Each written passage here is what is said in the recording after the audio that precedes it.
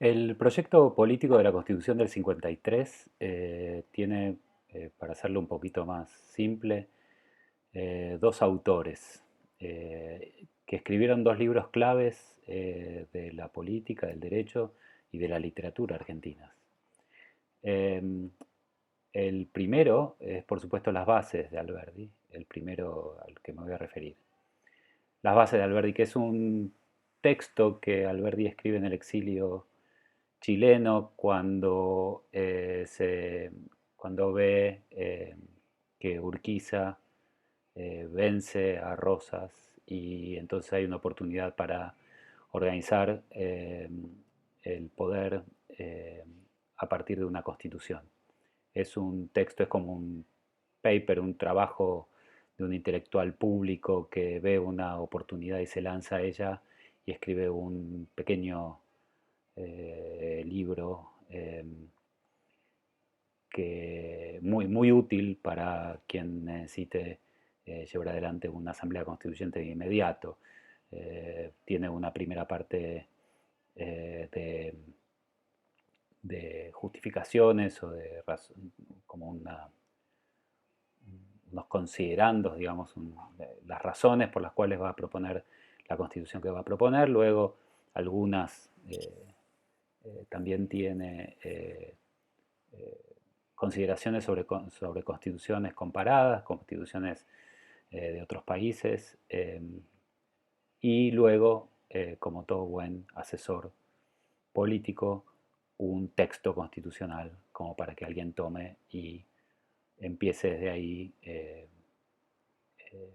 a plantear la constitución que eventualmente va a ser la constitución del 53. Ese es ese libro de las bases. Eh, y el otro es El Facundo de Sarmiento, que es muy famoso por su subtítulo, ¿no? Civilización y Barbarie, un libro de 1845 que también Sarmiento escribe en el exilio contra Rosas, eh, y es un libro indefinible, es geografía, literatura, historia, biografía obviamente, propuesta política, pintura de caracteres, es una maravilla y está muy bellamente escrito. Eh, Esos dos libros marcan el proyecto político de la Constitución del 53. ¿Cuál era el diagnóstico que tenían estos dos personajes? El diagnóstico de por qué la Argentina estaba mal, cuáles eran los problemas básicos de la Argentina, era básicamente que la Argentina tenía dos problemas. Eh, el primero, obviamente, la anarquía. Piensen que la Argentina hace su revolución contra España en 1810 y se independiza en el 16. Así que entre 1810 y 1820 la Argentina lucha junto con todo Latinoamérica, una guerra contra una potencia extranjera, la guerra de la independencia. Estos dos escritores, la generación de ellos, nace en 1810, 1811, así que la infancia de Alberti de Sarmiento, para ponerlo en términos personales, transcurre en un país que está en guerra con el extranjero. Entre 1810 y 1820 la Argentina entra en un periodo, entre 1820 y 1835, Argentina entra en un periodo que llamamos la anarquía. Es un periodo de guerras intestinas, de guerra civil, donde no queda claro cuál es el centro del poder. Buenos Aires, el puerto, tiene el dinero de los impuestos de la aduana. Las provincias tienen la fuerza militar y política de la capacidad de movilización eh, de ejércitos y de gente. Así que, y no queda claro cuáles de los caudillos de las diferentes provincias o de los diferentes territorios tiene en definitiva control sobre el territorio nacional. Estas peleas conforman nuestra guerra civil y atraviesan la adolescencia y la primera juventud de esta generación. Cuando esta generación llega ya a los 25 años, Rosas empieza su ascenso y eventualmente la toma del poder y la concentración del poder en él eh, entre el 35 y el 52. Así que su madurez hasta el 52, que es el momento de la batalla de Caseros, donde Urquiza vence a Rosas, la generación esta, Sarmiento y Alberdi en particular, eh, la atraviesan bajo una dictadura eh, con enorme capacidad para reprimir y exiliar a los opositores.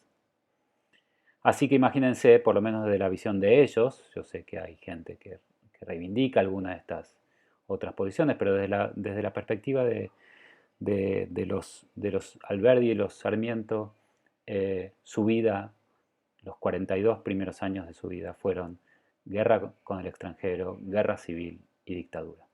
Así que no es de asombrarse que cuando tienen la oportunidad de proponer una constitución, propongan una constitución que termine con la anarquía. Esa es como la primera obsesión, la primera fase del proyecto político de la constitución del 53. La segunda era, por supuesto, su preocupación por la pobreza de nuestro país. Eh, y, interesantemente, la pobreza se la achacaban estos escritores a lo que llamaban el desierto. La metáfora del desierto en nuestra literatura es central y es rara, dado que la Pampa no es un desierto en algún sentido como el Sahara, en muchos lugares es muy fértil. Pero la metáfora del desierto le cabía perfectamente desde la perspectiva política de ellos.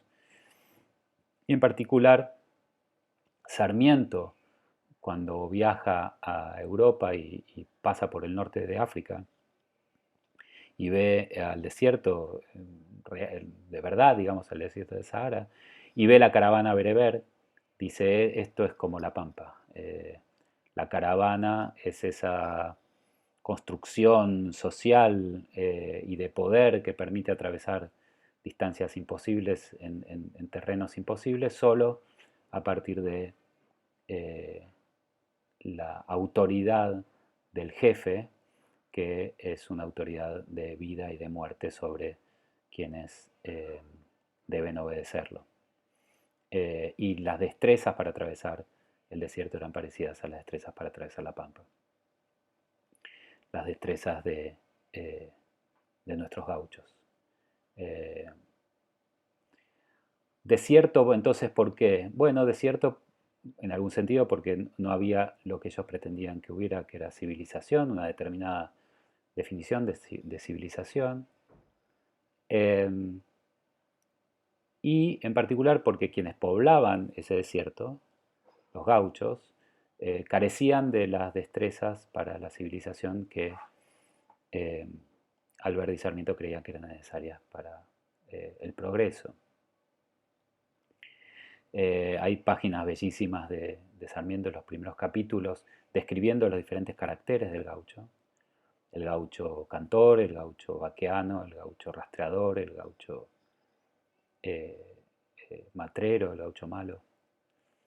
Em, pero básicamente lo que dice es que eh, dada la enorme eh,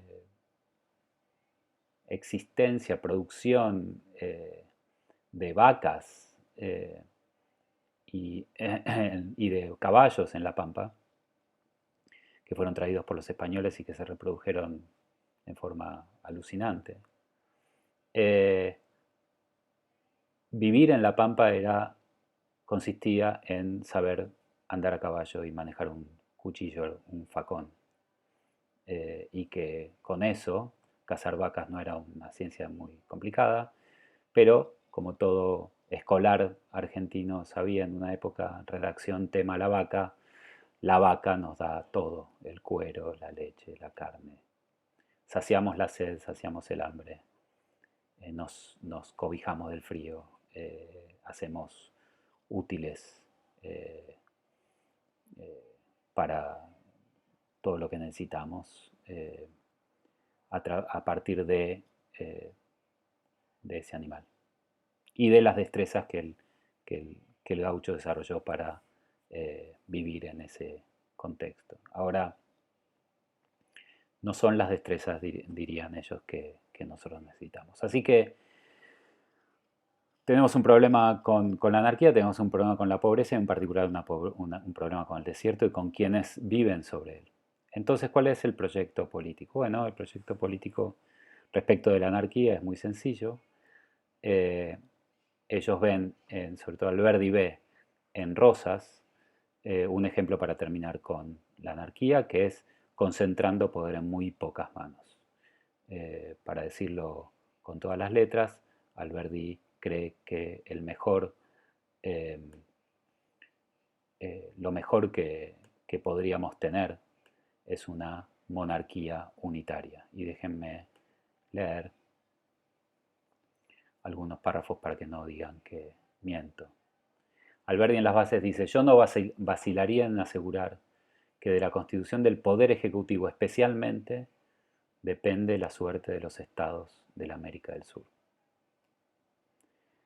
Eh, los partidarios de la monarquía, sigue diciendo Alberdi, en América, los partidarios de la monarquía nos engañan cuando dicen que nos falta aptitud para ser republicanos, pero se engañan más que nosotros los republicanos cuando piensan que tenemos más medios de ser monarquistas. El bello ejemplo del Brasil no debe alucinarnos, felicitamos a ese país de la fortuna que le ha cabido. Efectivamente, en ese momento Brasil era un imperio, así que Alberdi eh, admiraba o envidiaba la suerte del imperio de Brasil. Eh, lo dice muy brutalmente cuando habla de Chile. Chile ha resuelto el problema sin dinastías y sin dictadura militar por medio de una constitución monárquica en el fondo y republicana en la forma. O sea que el proyecto es concentración de poder en pocas manos eh, y hacer de un país que debe ser republicano, porque las propuestas monárquicas habían perdido el favor de la gente, debe ser republicano, disfrazarlo de república, pero que en el fondo funcione como una monarquía. Y lo mismo pasaba con el federalismo. Todo intento de constitución unitaria había fracasado y habían ganado en las batallas los federales, por lo tanto debía ser una república y una república federal, pero la idea de Alberdi es disfrazarla de república federal y, eh, y hacer en, en la realidad que funcione como una monarquía unitaria. Eso respecto de la concentración de poder. La concentración de poder en el Ejecutivo, como si fuera un monarca, la concentración de poder en la capital, en el gobierno federal, como si fuera un país unitario. Ahora, ¿qué hacemos con el desierto? Bueno, como también dice Alberdi, la constitución, cómo hacer de-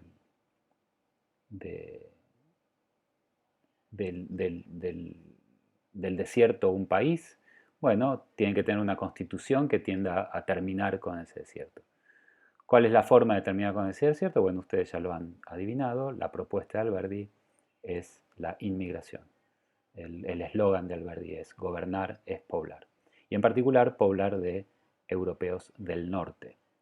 Interesantemente, tal vez como un Weber avant la lettre, Alberdi cree que de Europa del norte, de países y sobre todo de culturas, sociedades que ya habían atravesado la Segunda Revolución Industrial y que eran protestantes y que tenían esta vinculación con la ética del capitalismo, que la Revolución Industrial iba a venir en la sangre, en los brazos de los inmigrantes de Europa del Norte, y por lo tanto íbamos a importar ese capital y que iba a venir en los barcos a, a terminar con el desierto y a traer otra cultura, ya no la cultura del cuero, sino la cultura de la revolución industrial.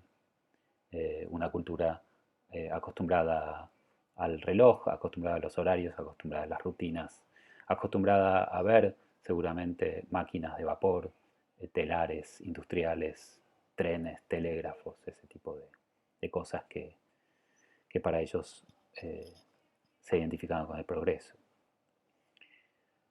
La otra parte es qué hacemos con los hijos de los gauchos y con los gauchos que quedaran. Por supuesto, como ustedes saben, siempre se cita a Sarmiento en una carta a Mitre diciendo que no ahorre sangre de gauchos, pero además de eso, de que los gauchos iban a ser como siempre la carne de cañón de las guerras, además para sus hijos y para los inmigrantes y los hijos de los inmigrantes, Sarmiento es el que propone eh, la educación pública, gratuita y obligatoria, ¿no? Padre del aula Sarmiento inmortal. Así que ahí tenemos el proyecto político de la Constitución del 53. Concentración de poder para terminar con la anarquía y inmigración y educación para terminar con el desierto.